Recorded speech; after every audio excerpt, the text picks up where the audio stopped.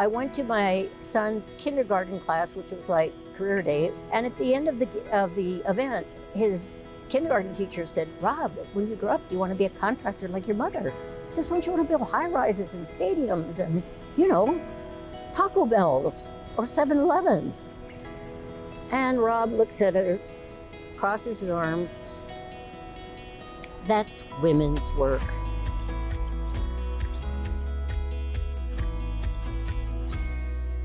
My whole life, I have been told I don't look the part. I grew up and I was told I don't look like a Latina because I had blue eyes, peach skin, and I didn't look like a commercial general contractor. Where's the muscles, like the Hulk? You're an owner of a baseball team? It must be your husband, it must be your brothers.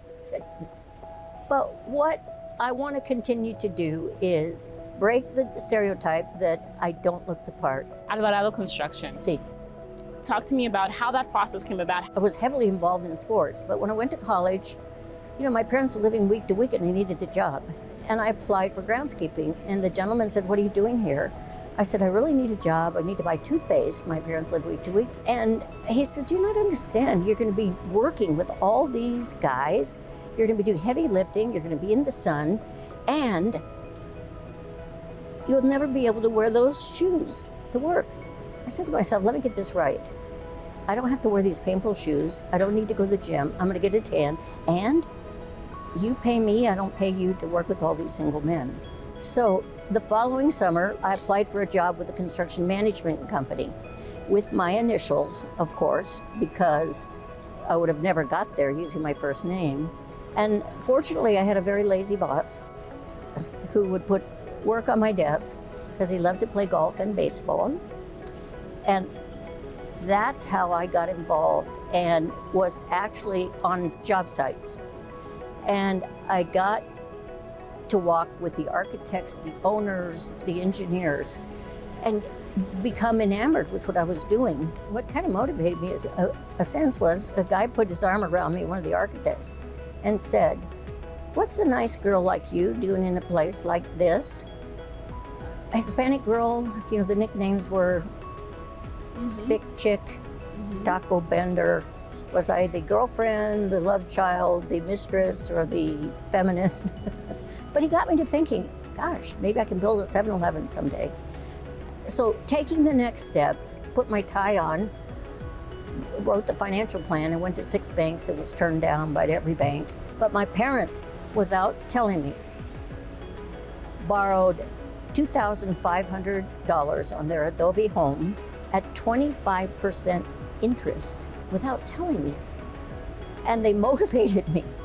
I paid them back, but I can never repay them.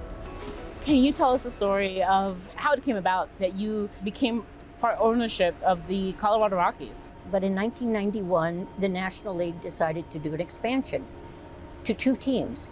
And I got a call from the governor, Governor Romer, and he said, "Look, I'm trying to put together a small group of entrepreneurial people who are risk takers who would join in this initiative, not just to write the proposal, but be heavily involved and write a big check. You would be an example of that, of somebody who would take the kind of risk." And I spent most of 6 months passing a referendum in 6 counties to build a new Major League Stadium. Bill White, who was the head of the National League, the president of the National League at the time, called me.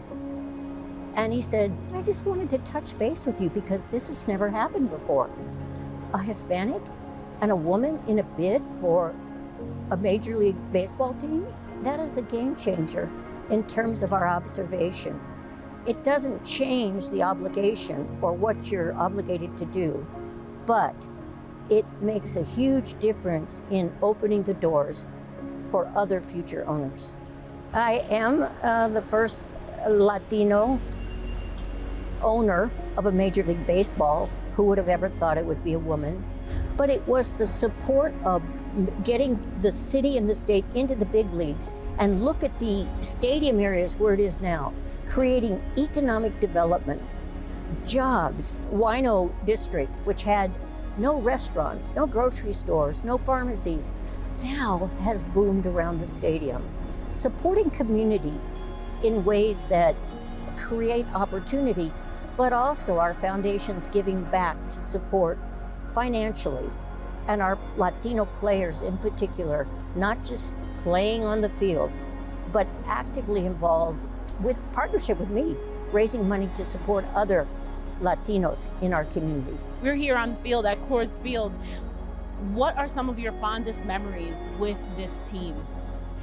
Well, on our first home opening day, during the introduction to the players and the national anthem, there were 6 guys and a girl standing there. What makes me remember that really, though, is a letter I got a few weeks later from a Latina who I did not know. And she said she had been at the game and saw me there and knew it was me on the field, but she said it brought me to tears. Because it was a moment I thought about what generations and grandparents and parents had done to create the inspiration, the motivation, and also the dedication in encouraging Latinos and Latinas to do it.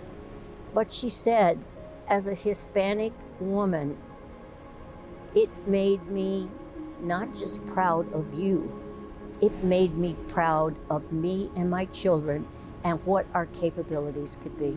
I'm proud of being a Latina, but it's really who we are as Latinas and Latinos in community involvement, and not just being a member, but getting involved in leadership, not for ego, but to help other people. And I really think that that DNA makes me very proud to be a Latina. Thank you for sitting down with us and telling us a little bit about your story.